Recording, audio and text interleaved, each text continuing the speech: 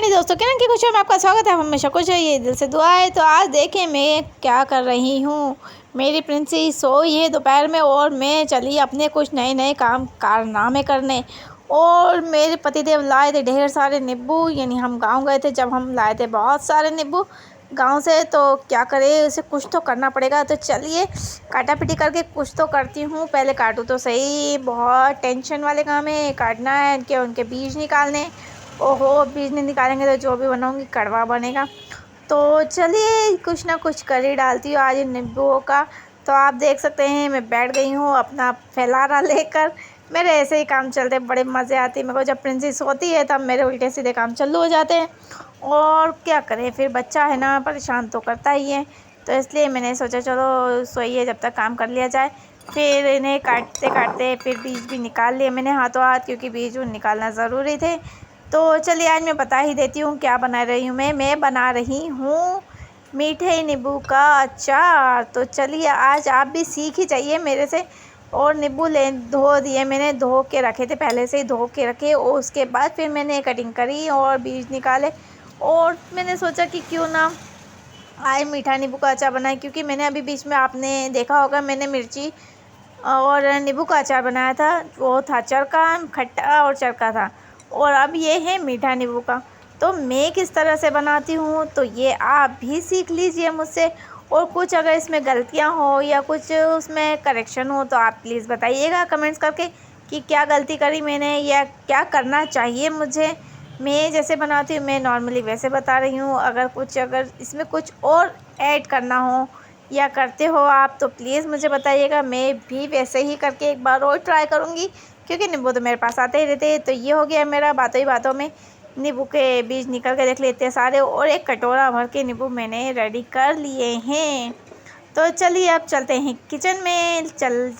Kitchen की light करती ही चालू। और ये हो गया मेरा गैस। और मैंने दिया 1 चम्मच सरसों का तेल वैसे मैं तेल नहीं डालती हूँ, पर तेल इसलिए डाला गया है कि कुकर में नींबू चिपके नहीं तो चिपक जाएंगे, जल जाएंगे। वो अपन नहीं करना चाहते हैं, तो स्वाद ही बिगड़ जाएगा।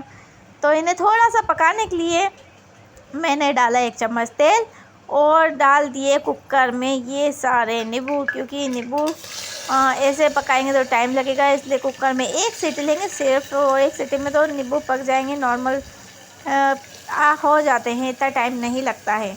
तो 1 सीटी में फटाफट से हम पका लेते हैं। और मेरी प्रिंसेस अभी भी सो रही है, क्योंकि उसका टाइमिंग है 2-2:30 बजे से 2:30 बजे से जो सोती है तो 5 बजे तक, 5:30, कभी 6 बजे तक भी सोती है। और मैं उसे नहीं उठाती हूँ, क्योंकि बच्चे को ज़रूरी है थोड़ा सा रेस्ट देना भी। क्योंकि बच्चा और जो चंचल बच्चे रहते वो तो बहुत ही शैतान बदमाश रहते। और मेरी गुड़िया तो बहुत शैतान है, बहुत ही चंचल है। वो जब तक जगती है, जब तक 1 मिनट भी पैर उसके टिकते नहीं है, एक जगह बैठती नहीं है। तो बातों ही बातों में 1 सीटी हो चुकी थी। और ये डाल दिया मैंने नींबू उनको कढ़ाई में। तो देखिए इस तरह से हो गए। आप ज़रा एक बार देख लीजिएगा कि कैसे पके या नहीं पके। और फिर मैंने डाली उस पर शक्कर। अगर आपके हैं नींबू 1 किलो तो आप आधा किलो शक्कर डालिए, 2 किलो नींबू है तो 1 किलो शक्कर डालिए। तो मैंने अंदाज से डाली, क्योंकि मेरे पास नींबू का 1 किलो 2 किलो का मेज़रमेंट नहीं था, क्योंकि मैं तो अंदाज से ही चल रही थी। वैसे अधिकतर मैं आटे में नमक, मसाला, मिर्ची सब्जियों में, कोई सी भी सब्जी हो, कैसी भी सब्जियों में अंदाज से ही डालती हूँ और परफेक्ट डल जाती। यही तो जादू है हम हाउसवाइफ का, कि हमें ज़रूरत नहीं मेज़रमेंट की। मेज़रमेंट कौन करता है यार, ज़रूरत नहीं है, हम तो यूँ ही। तो ये डाली मैंने लाल मिर्च और ये डाला काला नमक। तो काला नमक पिसा हुआ मिल जाता है मार्केट में पाउचून में, तो वो ले आई थी मैं। और फिर मैंने डाला 2 चम्मच मस्त सा गरम मसाला, क्योंकि चटपटा होना ज़रूरी है चीज़ ऐसी, तो मज़े आ जाती है। और ये डाली मैंने हींग, जिससे आएगी आपको शानदार खुशबू।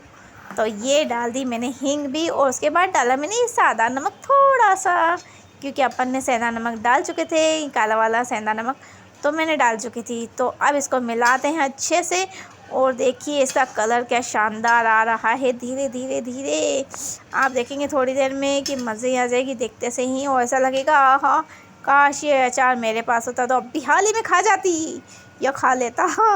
तो देखिए अब हो चुका है, उकाली आ चुकी है और ये शानदार उकल रहा है। तो आप देख सकते हैं कितना मस्त हो गया, उसकी ग्रेवी टाइप हो गया। तो ये रेडी है हमारा अचार। अब हम इसे ठंडा करेंगे और भरेंगे जार में।